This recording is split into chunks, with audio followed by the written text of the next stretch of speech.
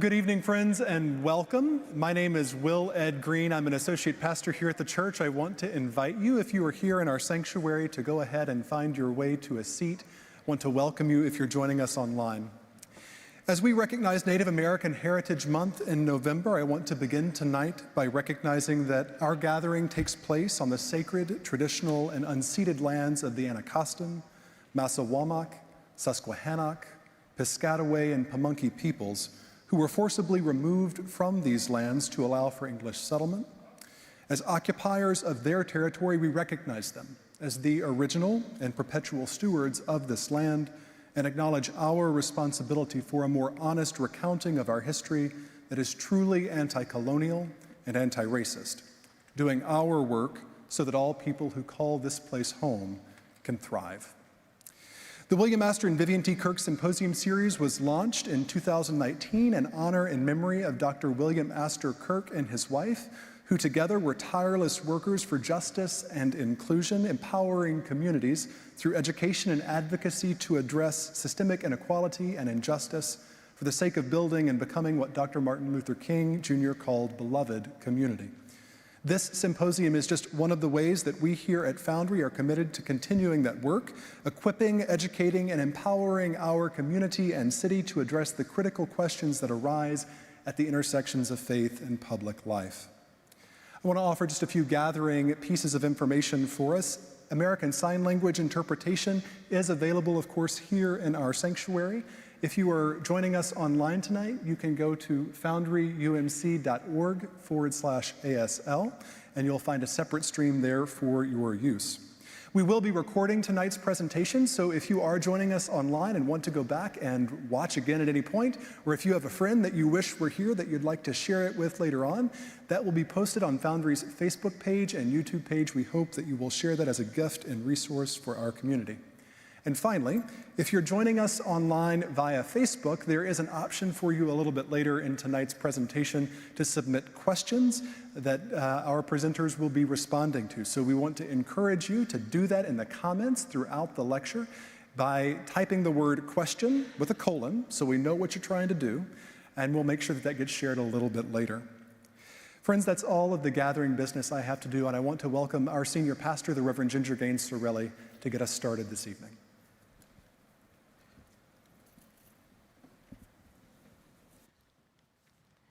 Thank you, Pastor Will, and welcome everyone who's gathered here in our space at Foundry United Methodist Church, and all of those who are joining us online or who will come to share in this in the days, weeks, and even months ahead. We're hoping that what we are able to offer tonight will be a resource for many, many, many people, and are so glad that we are privileged to be present here together tonight in all the ways that we're gathering.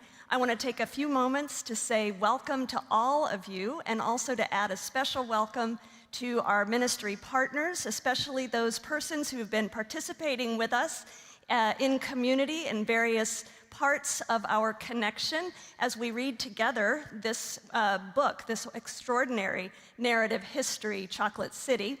Our partners at Asbury United Methodist Church, our partners at John Wesley AME Zion Church, and our partners at Edlovich DC JCC, and especially want to welcome the leaders that are present with us from those congregations. We're so glad that you have come to share with us tonight. It's an honor to be on this journey together with you. I also want to take a moment to say thank you, especially, you've already met Pastor Will Ed Green here at Foundry, and partner Sonia Weibert from the DCJCC, who have been working very, very diligently to create a reading and study guide for the book. And a special thanks to you for all of your hard work and hours of care to that project. I also want to say thank you to the Foundry Discipleship Ministries team, the Sacred Resistance Ministry team, and the full staff of Foundry Church. Reverend Ben Roberts, who helped bring all of this to us in the beginning, and all of those partners through the staff and lay leadership of Foundry who have helped us experience this together tonight. And with that, I'm going to share the last thing that I'll share before introducing our guest speakers. Every time we gather in this space, one of the things that we're proud to offer is a welcome, which also says something about who we believe we are and who we believe our Creator is. And that welcome is this, that no matter where you've come from tonight, no matter where you go at the close of this time together, no matter what you believe or doubt, no matter what you feel or don't feel tonight, no matter your immigration status, no matter whom you love, you're welcome to come into this place just as you are, to be met by God, who knows you by name and who loves you and who wants to have an ever closer relationship with you. On behalf of all of the Foundry staff and congregation, welcome. We're so glad you're here. And it's my honor tonight to introduce our guest speakers, the authors of the book that we are here to share tonight. Dr. Chris Myers Asch is a native of Washington, D.C.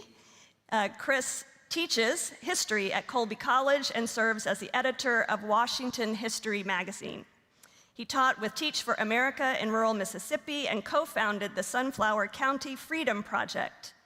He earned his PhD from the University of North Carolina and is the author of The Senator and the Sharecropper, The Freedom Struggles of James O. Eastland and Fannie Lou Hamer. His latest book is, of course, Chocolate City, Race and Democracy in the Nation's Capital, that he wrote together with his colleague, Derek Musgrove. Chris and his wife have 3 children.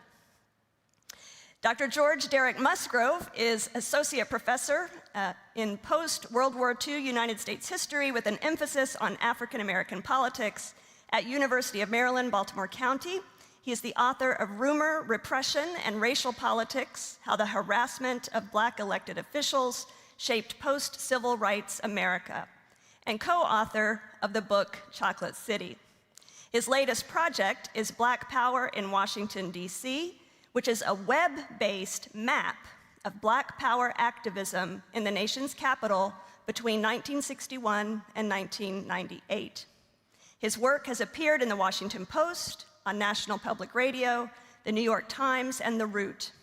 He's currently working on a book project tentatively titled We Must Take to the Streets Again: The Black Power Resurgence in Conservative America, 1980 to 97, which explores the burst of Black activism that rose in opposition to the urban crisis and the conservative retrenchment. He earned his PhD from New York University and now lives with his wife and 2 sons right here in Washington, D.C. We have esteemed scholars and partners in this work present with us to teach us and guide us. What a privilege it is to welcome both of you into this Foundry space. Can we welcome them together?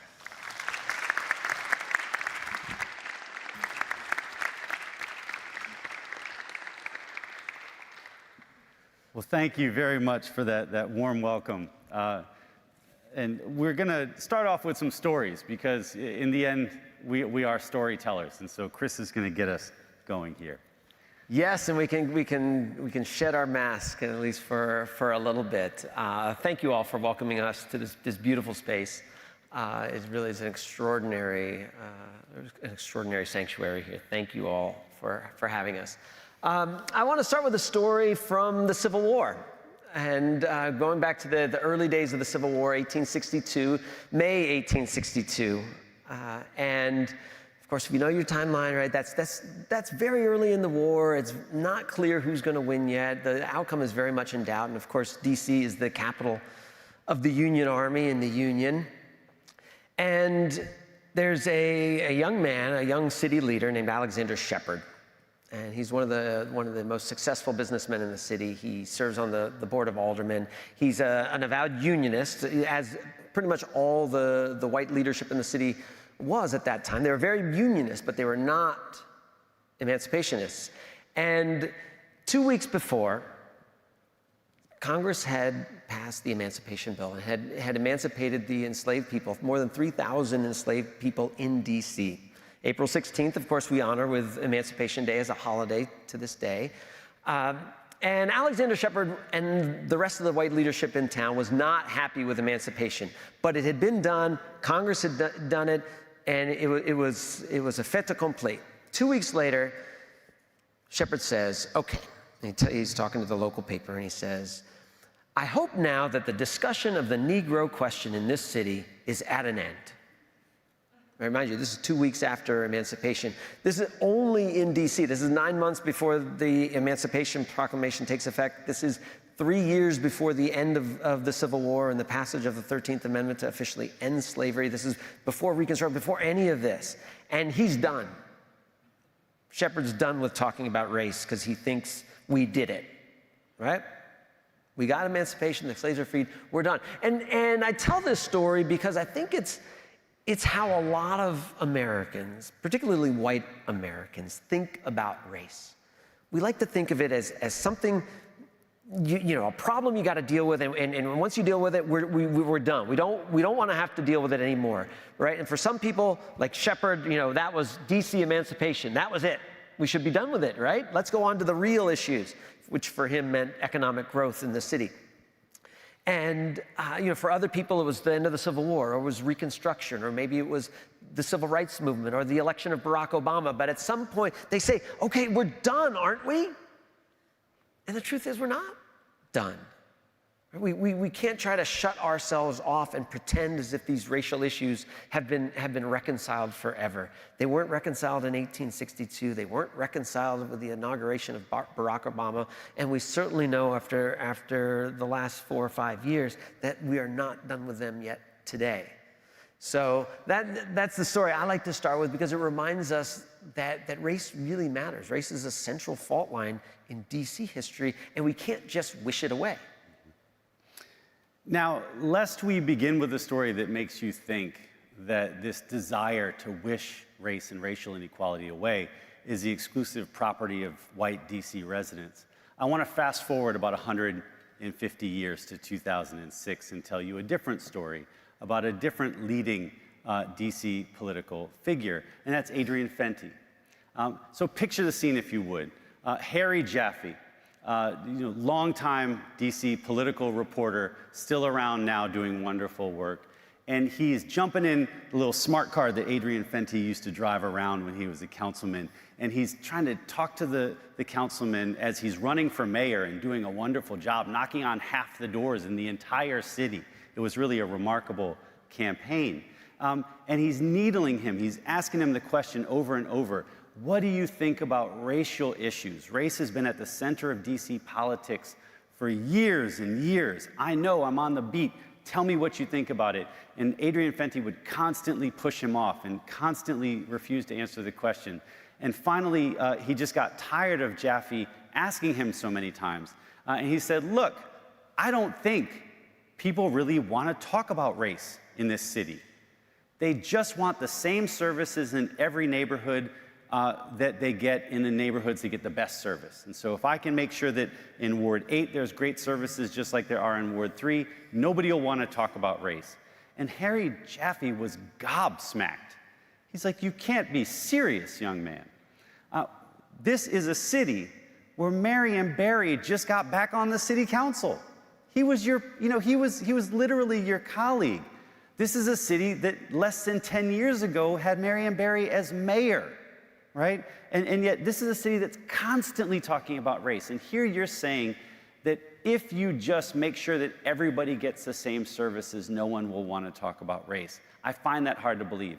And Adrian Fenty stuck to his guns. He kept that message the entire time that he ran the campaign, and he won resoundingly. He actually did something that no one had ever done in this city's history before in a citywide office. He won every ward. In fact, he won every precinct. It was a remarkable achievement. But he continued to govern the exact same way he attempted to run his campaign. And so he studiously ignored issues of race. And what a lot of Black DC residents came to believe, and here I'm paraphrasing Lawrence Guillot, the famous civil rights activist who relocated to the city and became a local Politico and an ANC commissioner. He said, look, we feel, African Americans feel, like Adrian Fenty treats white DC residents with deference and Black DC residents with diffidence. We absolutely don't believe that he's focused on making sure that we get those equal resources that he keeps talking about.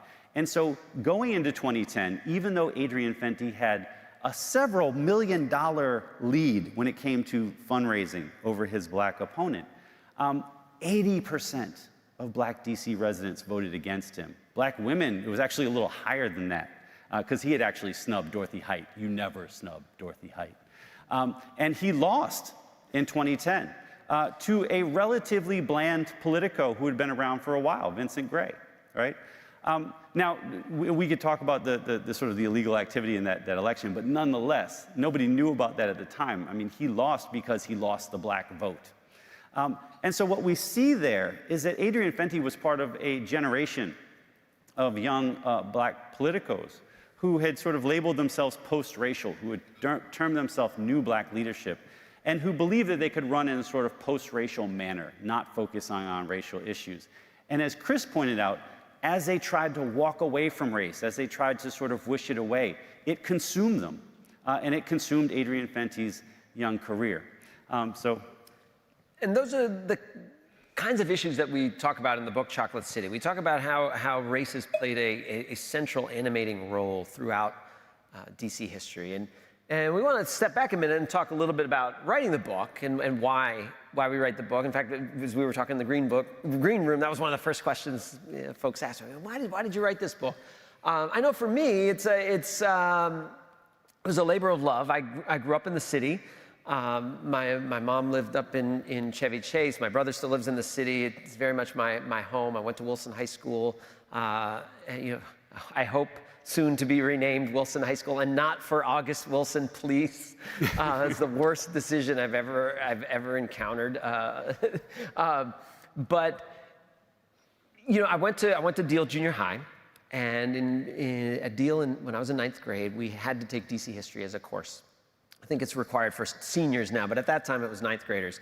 And on the first day, we were supposed to take a whole semester of DC history, and then the second semester was world history. And I can remember the first day of class, teachers passing out the textbooks, same textbooks they still use today. And she said, I just want to let you know, we're going to go kind of quickly through DC history so we can start world history sooner. We'll be about 6 weeks on DC history, because DC doesn't really have much history. So we can get through it pretty quickly. Now, mind you, this is a DC public school teacher telling her DC public school students in a DC public school that DC history doesn't really matter. And, I'm 9th grade, I don't really know. She's the teacher, okay. But it's kind of stuck in my head that there was something amiss about that. And I think it speaks to this larger issue that we face in DC, which is that DC largely does not get the respect it deserves from the nation that it serves. We just don't. People don't know anything about the city. I mean, I live in Maine now. I love Maine. But Mainers don't know very much about the city at all, the nation's capital. It's their nation's capital, right? It's the capital for everyone. And people don't know. They don't even know that DC residents don't have the right to vote and don't have representation in Congress. When I tell them this, I promise you, they don't believe me. They're like, no, that can't be true. I'm like, I promise you it's true. Well, didn't we fight a war about that? Yes, we did. It was a couple hundred years ago, but we did fight a war about that, and it's still a problem. They don't even know, right? They don't know that DC was a slave city, that there were enslaved people by the thousands in the nation's capital, slave auctions happening in sight of the capital. They don't know that. DC doesn't get respect. People don't understand the city. And this teacher didn't have respect for the city. And I kind of filed that away as I grew up, became a historian, and moved back to DC. Lived for a time in Mississippi, actually in Mayor Barry's hometown of his birthplace, Itabena, Mississippi. Lived there for a while. Came back to DC, met Derek at UDC, started teaching the DC history class, and I still remembered that because it just irked me so much. And, I guess you can see Chocolate City is a very long delayed, 30 years later, a long delayed response to that teacher to say, you were wrong. DC does have a history. It's a rich history. It's a varied history. It's a troubling history.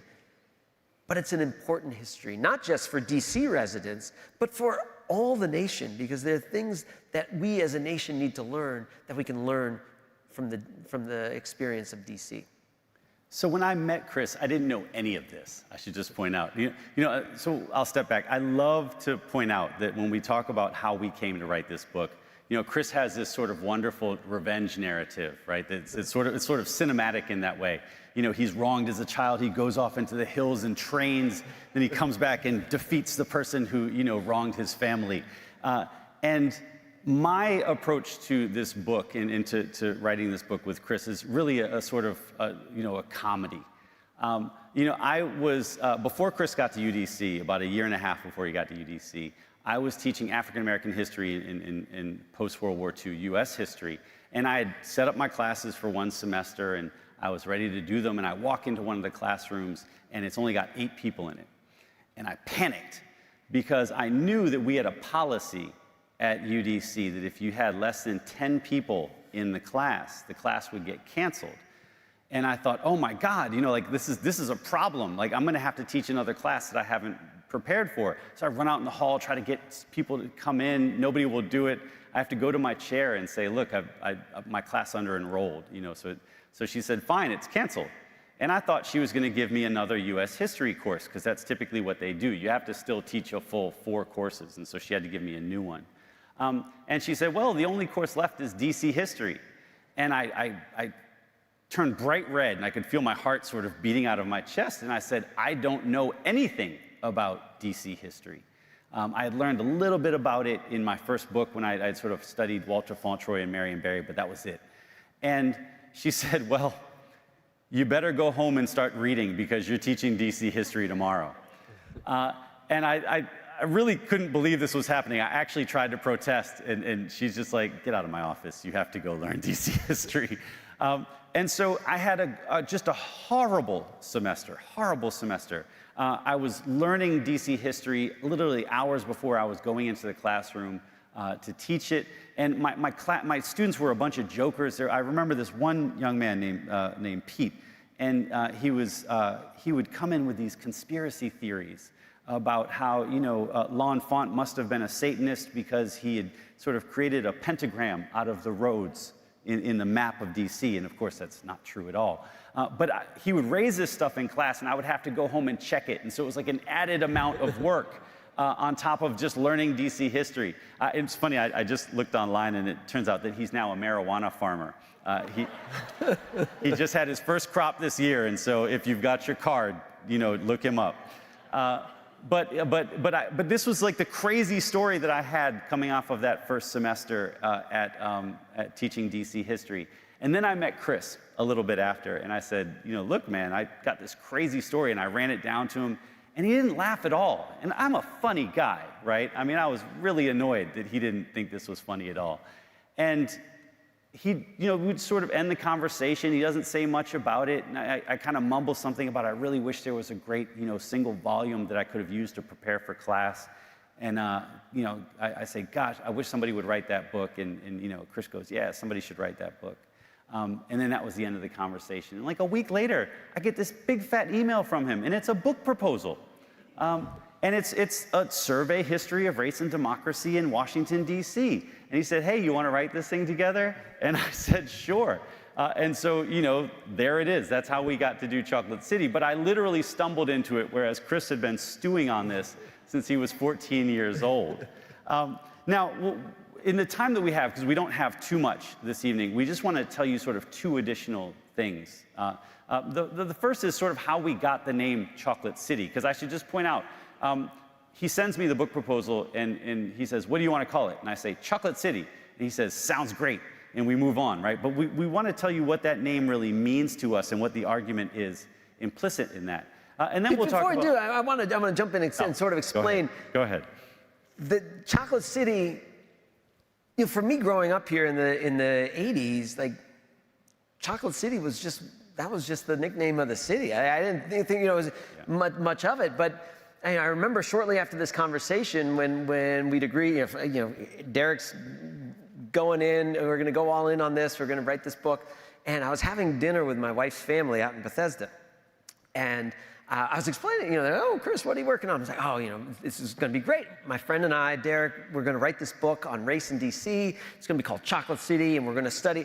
And my wife's cousin, a woman in her 20s, good, liberal young white woman, her face just got shocked, right? And her mouth dropped wide open. She's like, wait, what are you going to call it? I said, we're going to call it Chocolate City. And she's like, but are we even allowed to say that? I was like, what do you mean? Isn't that racist? It's like, Chocolate City? Are you kidding? No. And it had never occurred to me. But it's funny because I've gotten this reaction from people over and over, white people, over and over during the course of the we had one reviewer who was like, this is going to be a great book, but you got to change the name because that's racist. They won't. I'm teaching a course on race and democracy in D.C. at Colby. They won't let me call it Chocolate City because they're worried it's going to be thought of as racist, right? Because it says a lot about the fact that something that's associated with blackness is somehow considered a negative. But for me, it never occurred to me because Chocolate City in the 1980s, it was always considered a term of pride, like a term of joy, like a celebratory term. I never interpreted it as threatening or somehow subversive or negative in any way. And so it hadn't occurred to me. But for many white people, they get very nervous when you start talking about blackness. They get very nervous when you start talking about race. We see this in the school board debates, about race in the public schools, right? It's divisive, right? It's controversial. Just don't bring it up, right? It's Alexander Shepard all over. It's like, we're done with that. We elected Barack Obama twice, right? Can't we stop? And it's like, no. And Chocolate City is just such a great way to capture the spirit of this city. And Derek will explain why. Yeah. So I had heard about Chocolate City the same way Chris had. He grew up in Chocolate City. He had heard people around him calling the city Chocolate City. He called it Chocolate City. And when I started coming to the city, I'm originally from Baltimore in the 1990s, people were still calling it such. And so I just jumped in on that. But more importantly, my father was a big fan of the best funk band in the history of mankind, which of course was Parliament Funkadelic. And so if you're a P-Funk fan, you know that in 1975 they put out an album called Chocolate City. And it was quite literally a love letter to Washington, D.C. It was actually a song. Its title track was about Washington, D.C. Now, P-Funk, like any great musician, did not come up with the name. They had actually heard it on the streets of Washington, D.C. So roughly in about the mid-1960s, residents of D.C. began calling the city Chocolate City. Local DJs on a lot of the local black radio stations began hearing that. They started calling the city Chocolate City. And very quickly, by the late 1960s, early 1970s, it kind of emerges as the city's nickname, right? Widely understood as such. Now that nickname, as far as most of the folks who were using it were concerned, as far as P-Funk was concerned, and as far as the folks that were talking to Chris and Chris himself were concerned, meant really three things, right? The first was that DC was the first major American city to have a black majority. That occurred in 1957 when the black population rose over 50%, and it was quite literally the only city larger than 100,000 people in the United States of America that had a black majority, right? So it was the first. It was very exciting in that regard. And it got very black by the time we get to the mid-1970s when P-Funk actually puts out their album. And so between 1957 and roughly 1975, the percentage of the population that's African American goes up to roughly 73, 75%. So 3/4 of the population is African American. That's number one, right? But look, we know from just the news that we've been watching the last couple of years that a black majority doesn't necessarily make a positive chocolate city, right? If you look at Ferguson, Missouri, most people wouldn't call it a chocolate city in a way of celebrating it, right? And DC really had two other things that made it something to celebrate. The first is that it was absolutely bursting with black culture. Remarkable musical impresarios like Roberta Flack was a DCPS music teacher. You can still find people walking around the city today who's like, yeah, Roberta Flack, that was my music teacher, right? She taught me how to sing. And of course, she's cutting some of the most iconic albums of the late 1960s and 1970s in Mr. Henry's, a burger joint on Pennsylvania Avenue, right, over by Eastern Market. If you look at her first album, it's actually shot upstairs in Mr. Henry's. People like Chuck Brown, a DC transplant who had been at Lorton, who learned to play the guitar there, is creating an entire new form of music right here in Washington, D.C., in go-go, right? And you can go on and on and on. P-Funk is coming here and having these massive, remarkable shows. The reason they're celebrating the city is not just because it's a majority black city, but because it's one of their best fan bases in the entire country. And you can keep going. On Georgia Avenue, one of the most important black repertory companies, the Black Repertory Theater, is right there at the Colony House on Georgia Avenue, right when you get to the bottom of Petworth. So it's a really exciting place for black culture. And then on top of all of that, it is a place where you have a tremendous amount of growing black self-determination. We have to remember that from the end of Reconstruction all the way until the 1960s, you can't vote for anything in D.C. It's a city governed by 3 presidentially appointed commissioners, all but one of whom for 100 years is white. But in 1968, right around when people start calling D.C. Chocolate City, it gets an elected school board. In 1971, it gets a non-voting member to Congress. In 1973, Congress passes home rule legislation, and in 1975, you actually have the first home rule government, a mayor and a city council, seated as elected officials for the first time since Reconstruction. And all of those people are civil rights activists, anti-poverty activists, and black power activists. A supermajority of the first city council are civil rights and black power activists, including some of the white members, right? And so DC is not just a majority black city and one that's ruled by a large number of black folks, but it's really ruled by the movement to a significant degree. And so all those things together kind of made up what goes into the term Chocolate City. And it was, for many people in this city, something to absolutely be celebrated. And so Chris never thought that there was a negative definition for it, and rightfully so. But the problem for us writing a survey history of the whole of DC history is, well, okay, Chocolate City works for that period in the late 20th century when DC has a black majority, but we're going back hundreds of years. How does that title capture the whole of DC history? And we think it does because from its inception, DC has been a chocolate city in the sense that race has played a central animating role in the city's history. There's always been a large and active black population in this city. Whether or not at a particular point in time it was a majority, as it was in the late 20th century, or not, as it's no longer a black majority now, and it was not at its inception, race and the presence of a large black population plays a fundamental and central role in the city's history. When you think about going back to the city's founding in 1800, we like to famously say, the tourist guides will say, oh, it was built on this swamp and this wilderness.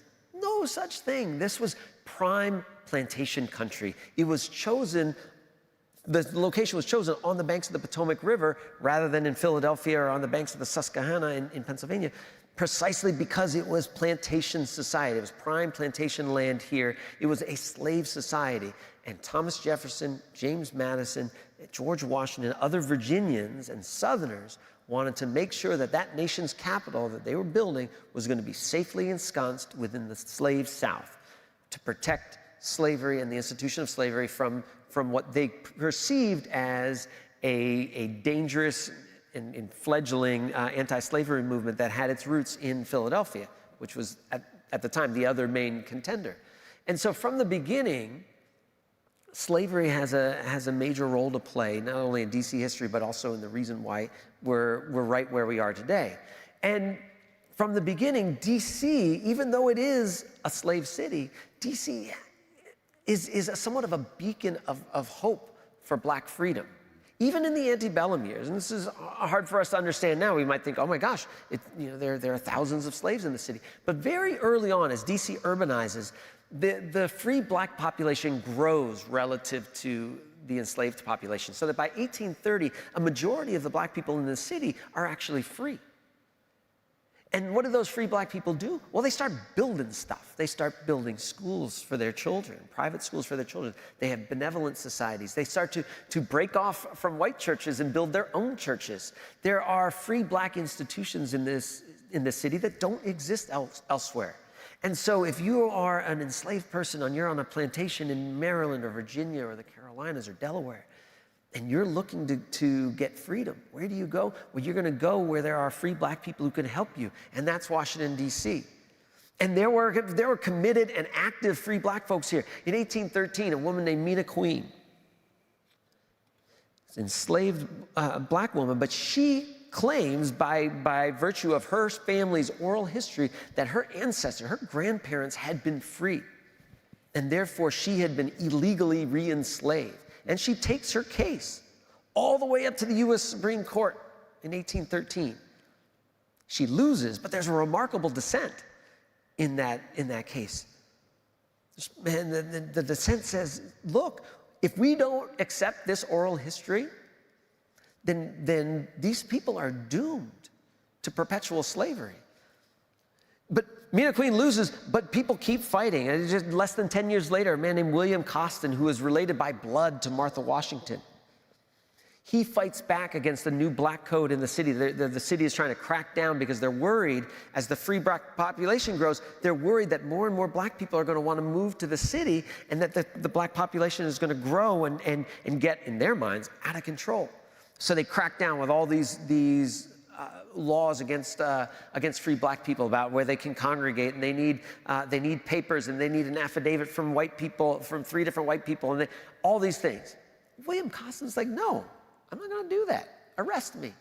And they do. So they arrest him. They take him to the court. D.C. court, Judge William Cranch, he was the judge for 50 years in D.C. And William Costin makes this remarkable argument, a century or more ahead of his time. He says, look, the Constitution of this country should be colorblind. The laws of the Constitution should be applied equally to all races, right? Equal justice before the law. That wasn't the case. That was not a legal thing at the time. And he almost convinces Judge Cranch. Judge Cranch says, yes, but. And so he says, okay, William Costin, you're right. There's no way that your legal arguments are sound. Yes, the law should be applied equally. The law, so you and your family won't be discriminated against. The laws won't apply to you and any other free black people currently living in the city. But it will apply to any other people, free black people who try to come to the city. So the future free black people lose. But they keep fighting. 15 years later, after another crackdown on free blacks in the city, Isaac Carey, a black abolitionist in the city, runs his own perfume business. And the D.C. Board of Aldermen, in its wisdom, passes a law that says black people can't own businesses. And Isaac Carey says, try me. And so he keeps selling his perfume. And of course, they arrest him. And he goes and he fights back, goes back to Judge Cranch, and he wins. Right? Even in antebellum times, D.C. had been a beacon of hope and opportunity for black America. And it continues. During the Civil War, tens of thousands of former slaves flood into the city. The black population skyrockets, so that after the Civil War, during Reconstruction, D.C. is on the vanguard. D.C. is on the vanguard of racial change in the country. Black men in D.C. are the first black men to vote. They start voting and running for office and winning. By 1869, you have a racially integrated city council with black members from every ward in the city. They passed the most racially progressive laws in the country. Basically, the 1964 Civil Rights Act that we all know and love, D.C. Council passed that in 1869, 1870. D.C. was on the front lines of racial change. By the end of the 1800s, by the turn of the 20th century, D.C. has the largest, most educated, most prosperous black community in the country. This is all happening long before it becomes a black majority. So we argue that D.C. has been a chocolate city from its inception. And I'm a little worried that we're getting too far along in time, and so we're gonna wrap it up, and so we can get questions from all of you, because I'm sure you all have them.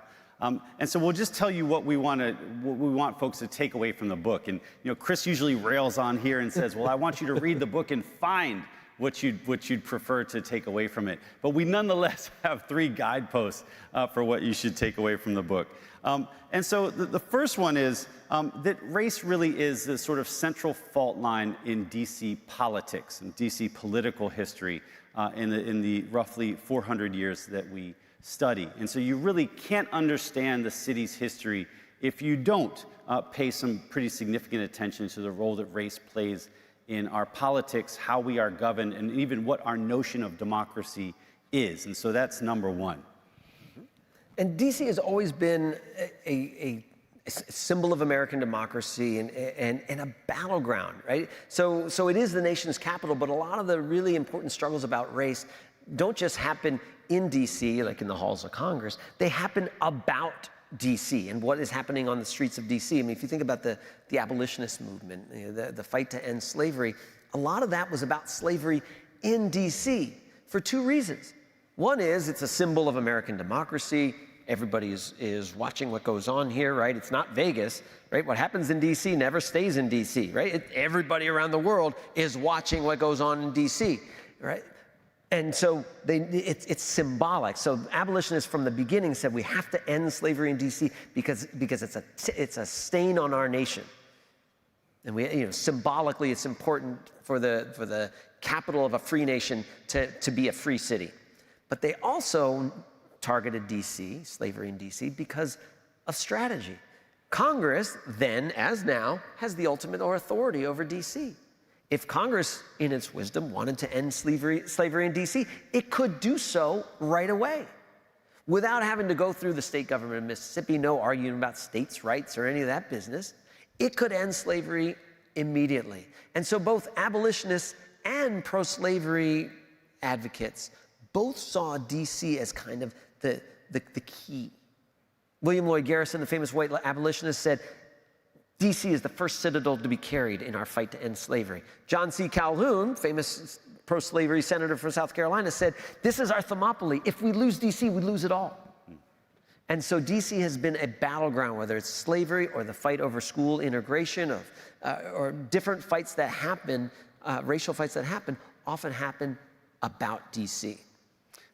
And DC also plays two other really important roles in U.S. democracy writ large, right?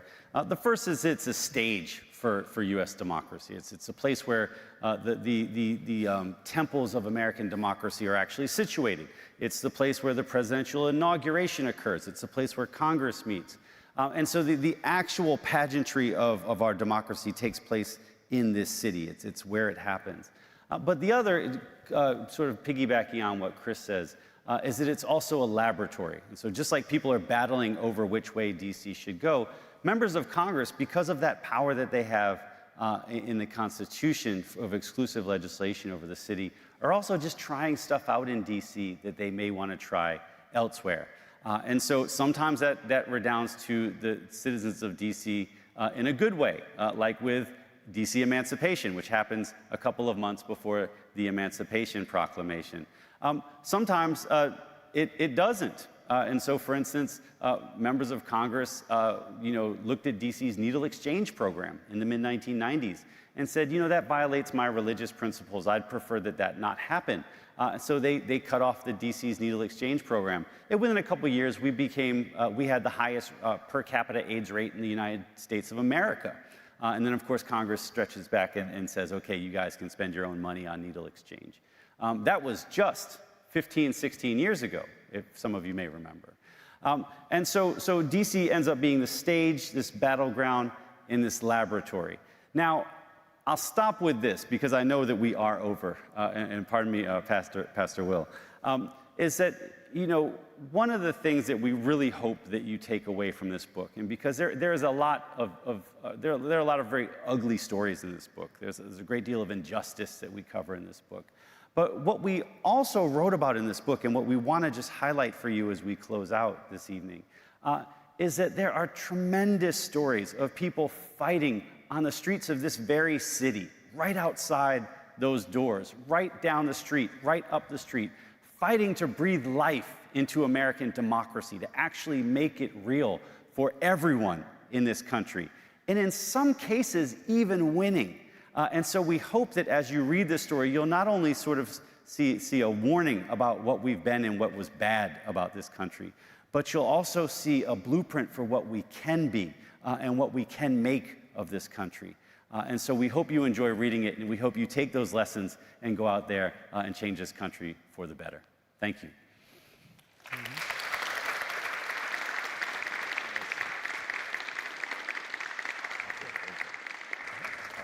So friends, we're going to have a time for question and answer now. I'm going to invite those who are helping move our microphones to come to the front. The way that we'll do that is there are going to be 3 microphones on the floor of the sanctuary. Doctors Musgrove and Asch will point out those who might wish to ask a question. If you want to ask a question, please rise as you're able and or raise a hand. If you are online, we'll receive questions in person first, and then we'll move to our online community. You can go ahead and submit those questions you may have on Facebook in the comments. We encourage you to add the word question first so we know to share that with our presenters.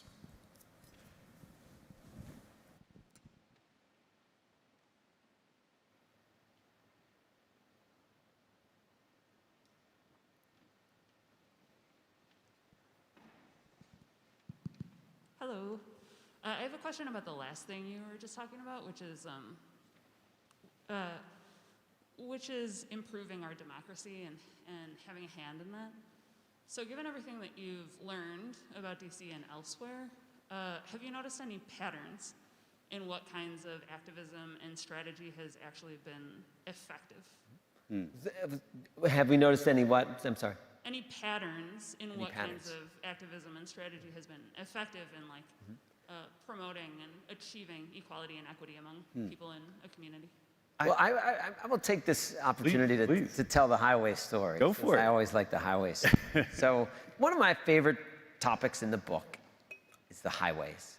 I know it doesn't sound like the sexiest topic in the world, but the highways are a really interesting case study in precisely that. What has been effective? And so I think about, I went to college down south, and when my friends and I, we'd be driving home, you come up from the south on Highway 395 and you're flying, you're going 70 miles an hour and you fly through downtown, you go right up under the Capitol where everybody got stuck during the Obama inauguration. You come up, and what happens when you get to New York Avenue? You stop. There's a stoplight. And I remember when I was a college kid, I'd be like, what?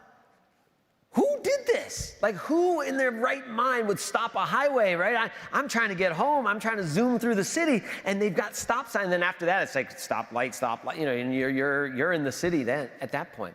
And I come to find out who actually did it. And it goes back to the 1950s. And you got to remember something about highways in the 1950s. Highways were progress embodied. Like in the 1950s, policymakers, urban planners, the press, everybody loved highways. And highways were going to be the way that DC was going to be revitalized. People talked about blight, urban blight in the post-World War II era. And like, oh, what are we going to do to revitalize our cities? And the answer was, we're going to build these highways. And city planners had these great plans for DC, right? And we know one of them, our dear Beltway around the outside of the city that we all know and love. That was part of the larger plan, but that was just the beginning. There was going to be what they called an inner loop Beltway along F Street, and a nice 10-lane loop along F Street. And then there were going to be these 10-lane highways to connect what they called the inner loop with the Beltway, and then the outer loop was going to go even further out. But these huge highways were going to crisscross our city, 10 lanes. And this was inevitable. It was going to happen. The money had been appropriated by Congress because Congress loves to dish out. In those days, we called it pork, right? All their constituents would get these contracts and stuff. The developers loved it because they were the ones that got the contracts, right? The unions loved it because their members got jobs. The press loved it because they had something to write about, and this was progress, and this was all exciting. It was a done deal. So the plans get out. This is early 1960s, 64. They land on the lap of this guy named Sammy Abbott. Sammy Abbott is a little old white guy, bald, glasses. Gotta love a guy like that. I do. So Sammy Abbott looks at this plan. His wife points out, it's like, look at what was then called the North Central Highway. It's going to go right through our neighborhood. They lived in Tacoma Park, Maryland, right across the DC line. And there was indeed, the North Central Freeway was going to go right through Brooklyn, all the way up through Tacoma Park, Silver Spring, all up to connect with the Beltway. And Sammy Abbott's like, no, we got to stop this. Now, mind you, Sammy Abbott, he's like a freelance artist. He doesn't have any money. He built his own house with his father-in-law. I mean, he's a great guy, but he has no power at all. He doesn't know anybody in Congress. The money's already been appropriated. There's nothing he can do. So he starts knocking on the doors of his neighbors. And he says, look, have you seen these maps? Our neighborhood is about to get bulldozed. And they're like, oh my gosh, this is terrible. What are we going to do about it? He's like, join me. And so they create something called the Emergency Committee on the Transportation Crisis, ECTC. This was long before we came up with cute acronyms for everything, right? ECTC. It turns out to be one of the most effective social organization, protest organizations in the city's history. Because what he doesn't just stop in his own neighborhood. He keeps following that map all the way down into DC, and he gets into Brooklyn and these other neighborhoods. And who opens the door? Black people open the door. A lot of times low-income black people open the door. And he tells them the same thing. He says, look, your neighborhood's going to get bulldozed. You got to join together across racial lines. And he knocks on the door of this young man named Reginald Booker. He's in his mid-20s. At that point, he was on the early wave of black nationalism. So he's got the dashiki, he's like 6'2", he's got the afro, he's got the dark shades. So you got Reginald Booker and Sammy Abbott, and the two of them are running ECTC. And anywhere those bulldozers go, Sammy Abbott and Reginald Booker are going to be there with 50 people, making their lives hell. And they start recruiting lawyers. They go on the west side of the park and they start knocking on the doors of lawyers saying, you've got to fight this in court. This is wrong. This is illegal. Mind you, DC has no vote. As Derek said, it's not until 1968 people could even vote for school board. There's no power. Everything is run by 3 commissioners. But they just keep knocking, filing lawsuits, chaining themselves to bulldozers, chaining themselves to trees, jumping on tables at city council meetings, right? Just doing whatever they could to bring attention to the fact that DC people did not want those highways bulldozing their neighborhoods. And they won. In 1964, when he looks at that map, those highways were inevitable. Everyone who was anyone wanted those highways built. By 1972, it was impossible. They couldn't get anything done. And now we think about it 50 years later, it's unthinkable to think of 10-lane highways paving through the city with overpasses and stuff. It would have destroyed our city. But they did it. They stopped it. And they didn't even have the right to vote, right? But they crossed racial lines. They crossed lines of class. They crossed lines of region. You had Maryland folks working with district folks, later on bringing in Virginia folks because they were worried about what was going to happen across the river. And they said, don't build these highways, build a subway instead, because that's something that regular people are going to use. And that's what they did. So that's one example, as Derek was talking about before, where people were able to work together. It wasn't easy, but they were able to work together to create a more just city where democratic voices could be heard.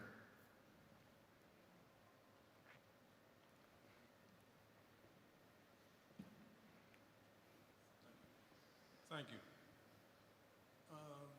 The Sidwell Friends up off of Wisconsin Avenue, I understand that was a plantation. Do we know who owned that plantation?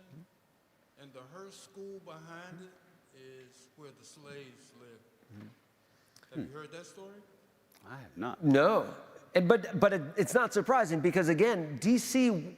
was plantation country. Particularly, all around. The rolling hills, you had tobacco fields, you had cornfields. They were worked by enslaved people. And Georgetown is a tobacco warehousing port. That's how it's founded. Alexandria is a tobacco warehousing port. That's how it's founded. So the earliest settlements in the area, their purpose was simply to gather in crops from the surrounding plantations.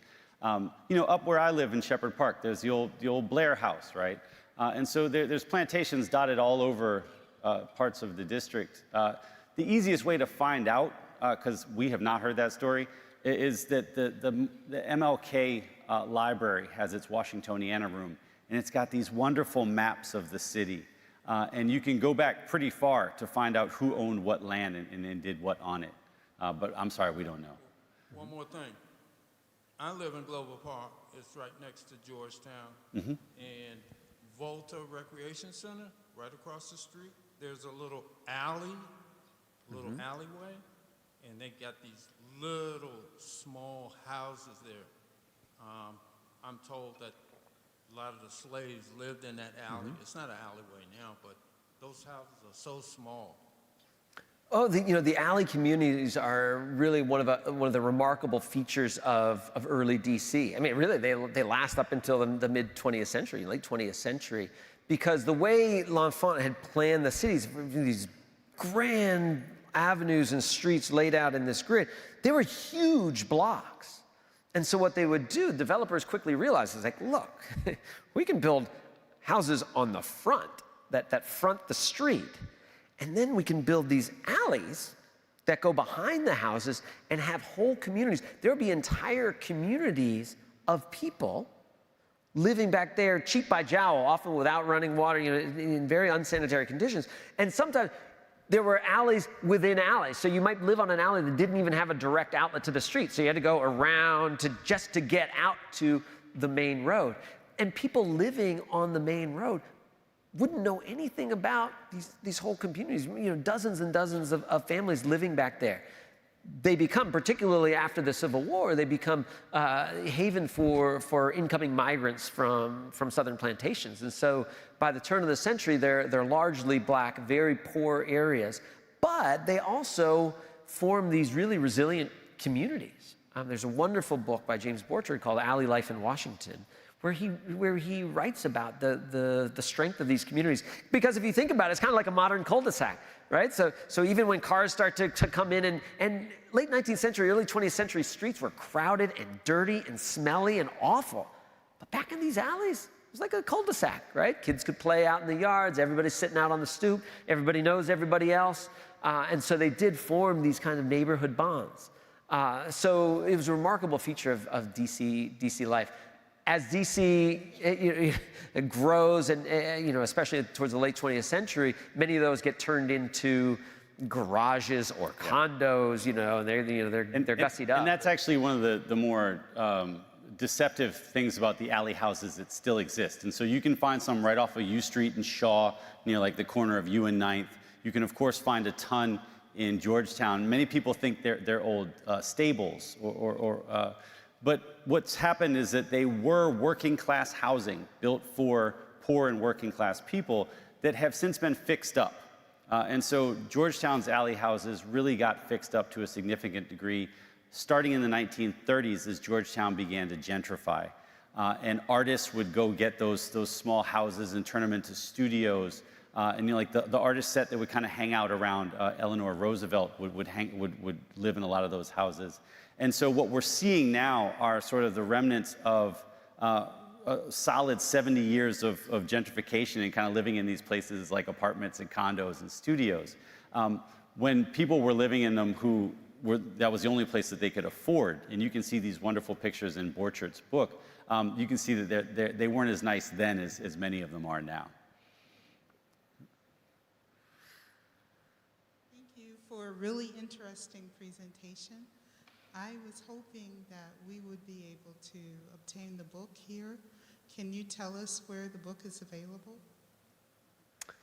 Yes, you can obtain a book here. We're going to have a book signing right afterwards. So if we stick around after 7:30. Okay. Oh, sorry. So we would definitely encourage folks to buy the book at independent bookstores. My favorite, where I do a lot of my reading and get really wonderful espressos, is Sankofa up on Georgia Avenue. There's Mahogany Books in Anacostia, which is a wonderful independent bookstore. Of course, Politics and Prose, which not only has their store on Connecticut, but also, I believe, still operates the bookstore at Busboys and Poets. And so we really encourage folks to pick them up there. But, worst comes to worst, you can order it from UNC online. Right. Yeah, I'm sorry. We don't have any. I'm sorry. I wish I had known. I put a box in the trunk.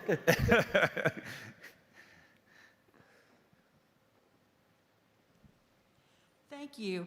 Understanding the racial politics, should we have expected Trump to follow Barack Obama, and as we watched his administration and the changing political mix in the Senate and Congress, was that predictable? Was it preventable?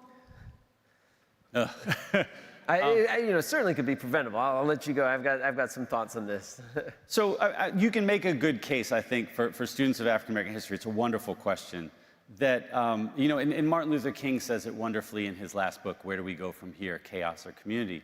He says, look, moments of progress in the Black freedom struggle are typically followed by moments of backlash. And he actually wrote that book in 1967, which was dead in the middle of the white backlash. I mean, Nina Simone wrote a great song about it that year, right? The Backlash Blues. And so it was a phenomenon at the time. And if you go back to the Civil War, there was a backlash after the Civil War, of course, redemption, as what many white Southern Democrats called it. And so you can absolutely see this sort of pendulum swing in American history, where you have these moments of Black assertion, where African Americans are working with white liberals and moderates to gain some level of equality, and then there's a pretty significant backlash afterwards. And so certainly if you look at that model, you could make the case that there was a high likelihood that there would be a backlash after Barack Obama. And certainly you saw that as early as 2009 with the Tea Party insurgency. So he hadn't even really gotten comfortable in the Oval Office, and boom. I think that when it comes down to the DC level, you see something very similar. But what you see during the years that Obama is in office and then the transition into Trump is actually quite complicated, right? Obama gets elected in 2008. At the time, the city has a Black majority. It's probably about 52%. When we started writing the book in 2011, that was literally the year that it was announced. The census numbers had come out, and the DC had dipped below a Black majority for the first time since 1957. In that time, though, Obama's in office, Trump's in office. What you see is sort of a hyper-gentrification in the city, where the Black population is now down to roughly 41% in the last census that came out this year. And so that pattern was kind of bipartisan one, where the city was getting richer and whiter, and primarily poor African Americans were being pushed across the line into Prince George's County. Something, by the way, that Prince George's County leadership has been complaining about since the 80s, right? And so you see this pattern of a pendulum on the national level, but on the local level, you also see something far more complicated, right? And that is that there's the rise of a sort of pro-business coalition in City Hall that wanted to make sure that well-to-do people were moving back to the city, and didn't make a lot of provision for poor people to stay in the city. And as a result, money just pushed poor people out of the city.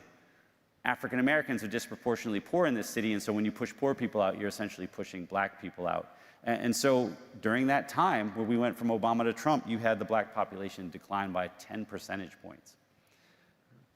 Just to add to that, I think, and I see this with many of my students, people American students, particularly white Americans, but I think American students have this idea of linear history. That history moves in a straight line. Like, oh, it was bad then, but it's better now, right?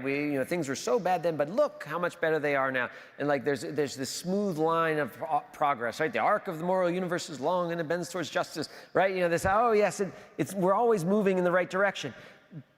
But that's not how it works, right? In African American history, the history of race in this country teaches us that, right? For every step forward, Reconstruction was a remarkable time in this city and throughout the South. You had 2 Black men elected to the U.S. Senate from Mississippi, right? You had a majority of the South Carolina legislature was African American.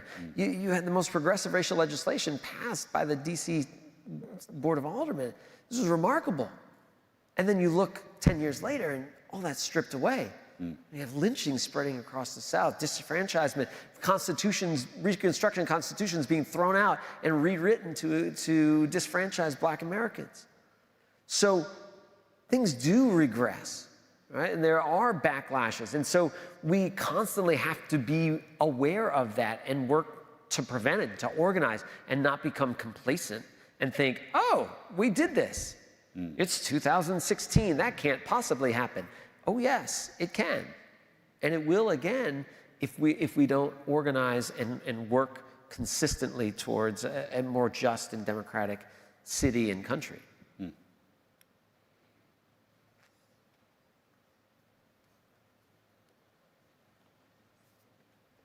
Oh, are they coming up? Thank you. Okay, so we have a question from... Oh, wait, hold on. We have one more from the audience here. So where are we in this? Where are we in the scheme of things? Are we in a backlash? Are we in something that is a lot of people considered a catastrophe in Virginia, but people will come around and rally and keep reforms going forward and make sure that the anti-voting measures that are 400 bills wherever won't pass? Where are we in that? Goodness, I wish I knew. Right. We're historians. We look at the past. We can't prophesize about the future. We always try to dodge that one. I mean, I would say, of course, especially in this time, we get hyper-focused on the issue of the day, whether it's the election in Virginia or whatever, and try to read the tea leaves and figure out what's going on. I think it's important to step back and look at the broader movement. And I think about what Stacey Abrams, for example, did in Georgia, has done in Georgia, right? She is playing the long game. Right? And I think that's what advocates for social justice need to play, the long game. Not get too fixated on a particular candidate or a particular campaign or a particular loss, but to really focus on building up new generations of voters, educate people about the process, get people involved. You might lose some here or there, but keep building that base and keep working that base and not giving up. Because if you look back to when she lost the governor's race, and that might have been it. She could have just thrown in the towel and been like, oh, this is hopeless. But no, she saw that as just one more step on the road, and we saw the fruits of that in 2020, and perhaps even more so going forward. And so, I would say, don't let particular defeats drain the movement of hope, because you need to keep building that base. And I'll add one other point and bring it back to the DC story, because I think that this has given me a little hope in the last 4 years. So when we wrote Chocolate City, we sort of looked at the history of the struggle for statehood, and I sent Chris my section on the chapter I was writing that covered the statehood struggle from the 1980s. And he says, oh, wow, man, this is about 20 pages too long. How about you cut it out and actually just write a standalone article on statehood? And I ended up doing that. And Chris was the editor of Washington History at the time, and he edited it wonderfully. But what we really came to was that statehood was in 1987 when Walter Fauntroy tried to get a vote out in the House, and then in 1993 when they actually did get a vote in the House and lost terribly. It was kind of a hopeless cause. And oddly enough, when we published the book, we still felt that was the case. And so that was, 2017. And then things changed really dramatically. Some of the very things that we lament today, the rise of Donald Trump, the Tea Party insurgency that sort of petered out and morphed into Trumpism, pushed large numbers of Democrats to believe that the Senate was really kind of stacked against them. Because if you look at the number of really large states, California, Texas, Florida, New York, they're basically balanced Democrat, Republican, right? Like you count the number of senators for the top 5, top 6, it's roughly even. And then you look at the bottom 5 states in population, Wisconsin, Wyoming, I said Wisconsin, Wyoming, New Hampshire, Alaska, right? And these are states that have somewhere between 500,000 and 1 million residents. And so DC technically is right in the middle of those numbers, right? And the vast majority of the senators from those states are Republican, right? And so what you have in the Senate is an imbalance, right? If you look at the number of Senate votes nationwide, it's basically even Democrat and Republican. It's even balanced a little bit towards the Democrats. But if you look at the number of senators, it's balanced quite significantly towards the Republicans, right? I mean, the last election just was almost a fluke of major turnout in Georgia because of that remarkable work that Stacey Abrams had done. And so what a lot of Democrats said was, we need another small state, right? So we're going to back DC statehood. And oh, by the way, it's also just, right? And so there's a way in which, this backlash has actually worked in the city's favor. People who said, well, we don't want another small state. We think that California senators should have all the power that they need because we're the biggest. And, back in the 90s, they were loath to vote for statehood. But this time around, the California senators are on board. Why? Because they need us, another Democratic state, to actually gain a majority in the Senate that's commensurate with the basic voting population nationwide, right? And so there's a way in which, you can talk about this sort of national story where you have, things looking pretty bleak. But there's also the other side of it, which is that, there's a large number of people who have swung to DC's side because of this backlash politics out there. And the hope is that we will find a way to very intelligently sort of use that to pursue our own ends. One thing that we have never lacked in this city is really sharp political strategists, Walter Fauntroy, Eleanor Holmes Norton, Marion Barry, right, who Carol Schwartz famously said was a better politician high than most of his colleagues were perfectly sober, right? And and she ran against him, right? But you look at these people that we've been blessed with as political leaders in this city, and you have to say, like, they have really been able to figure out how to make sure that our interests align with sort of a national set of interests, so that even though we don't have much power, we can nonetheless get the things we need.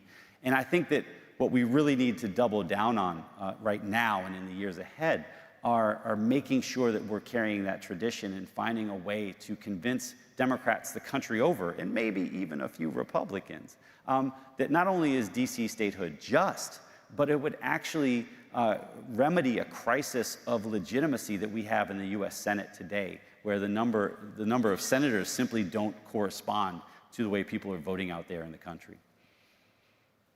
We have two questions from the audience. So we'll start with the first one from Jefferson Beaker. Jefferson, thank you for sending along. And it says, I've been fascinated by the beginning of the book and your writing about the Native American populations. Can you speak about that and how their original presence would later shade what the city became? Yes, absolutely, Jefferson. So there's no question that the Native American settlement of the entire Chesapeake region influenced the European and African settlement of the region. Whether it was the fact that the first European settlement in Maryland was St. Mary's City, which was an abandoned Native American village that local Native American chief actually encouraged the colonists to settle. Or in this area, you had a situation where Captain John Smith came up here from the Jamestown settlement. And he had really received a very hostile reception all up and down the Potomac, because the vast majority of Native American tribes or nations that were settled along the lower Potomac were aligned with Native Americans to the south, the Powhatan Confederacy. And the Powhatan Confederacy had already, by the time that Captain John Smith came up the Potomac in 1608, had already kind of tangled with John Smith and were not that keen to him at that moment, right? He and Powhatan had already butted heads. And so they were very hostile to John Smith. He writes in his diary, like, every time we passed a village, they screamed at us, they threw stuff at us, they shot a couple arrows just to make us a little uncomfortable. And then we got to Necochea, right? Which of course was here, right over at Joint Base, where Joint Base Anacostia Bowling is today. He's like, and they treated us great. They were really nice. And the reason was because the people of Necochea were trying to stay independent from the Powhatan Confederacy, and Powhatan had been putting pressure on them for years to join his confederacy forcibly. And so they saw the English as kind of a counterweight to Powhatan. So they said, well, Powhatan doesn't like him, well, we like him.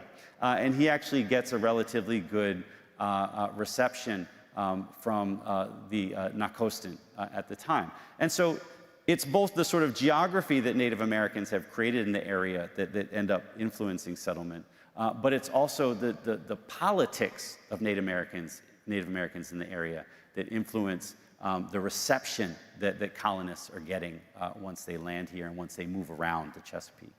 Chris, We you have wanna take this one? sure, we have another question here from building off that last one, which was there any interaction and or solidarity between the Native Americans and the enslaved population in this area? And it's hard, I think sometimes we might want to see certain things like, wouldn't it make sense for the enslaved population and the Native Americans to have work in solidarity against the white plantation owners?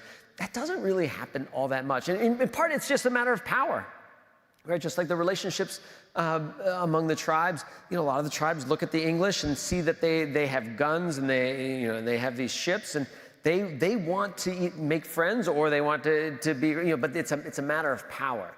The enslaved population doesn't have any power. The native tribes aren't going to gain a whole lot by allying themselves with enslaved populations. The slave populations are still small in the era, in the 1600s, when there's the most kind of interaction and clashing between white settlers and Native American tribes. By the 1700s, as slave society really starts to take root, it takes root because the Native Americans have been pushed out, and they've been pushed further and further west, or just wiped out entirely.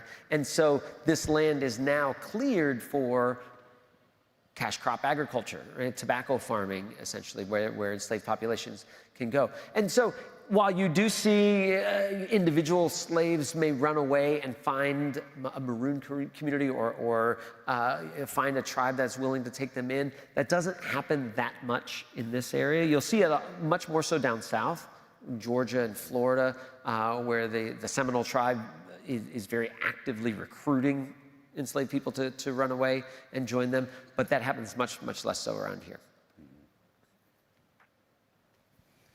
And I know we've gone way over your time. Thank you, Eric. I'm going to just go out on a limb and say, I'll just speak for myself. I didn't mind that you went over time. Thank you so much. This is a dynamic duo. What a gift it's been to receive what you brought to us tonight. Thank you so much. And again, thanks everyone for being here. We have had over 85 people, at least at the last count I got, joining us online just this evening. And so we've had a beautiful, very full experience. If you have a book that you would like to have signed, we're going to invite you to do that now. And you'll have a chance to say hello to our authors, and you'll go out these doors, and then some ushers, some folks will be there to help you find your way, and we will meet you there. Thank you all so much for being here, and again, thank you to everyone who's made this possible. Thank you for your brilliance, and this was just fantastic. We do hope that we'll see you again at future events here at Foundry, and thanks again for being with us tonight. Thank you so much.